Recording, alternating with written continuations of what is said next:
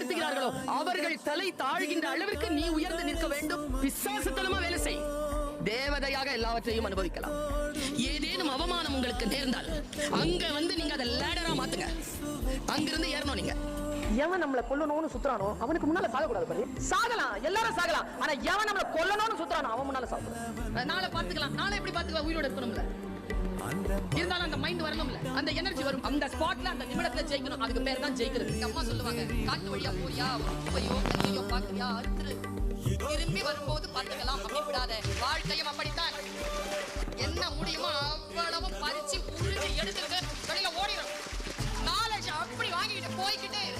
எத்தனை பேர் தோல்வி அடைந்திருக்கிறீர்கள்? நாளை என்று தள்ளி போட்டுட்டு ஜெயிக்கிறவங்களுக்கு உங்களுக்கும் இருக்கக்கூடிய ஒரே வித்தியாசம், காலத்தால் அவன் பயிர் செய்தான், நீ காலத்தை கைவிட்டு விட்டு பிறகு பார்த்துக் கொள்ளலாம் என்று இருந்தாய். மகிழ்ந்திருக்கு. வாழ்க்கையின் உயிரோடு இருக்கக்கூடிய வினாடிகளே மகிழ்வதற்காக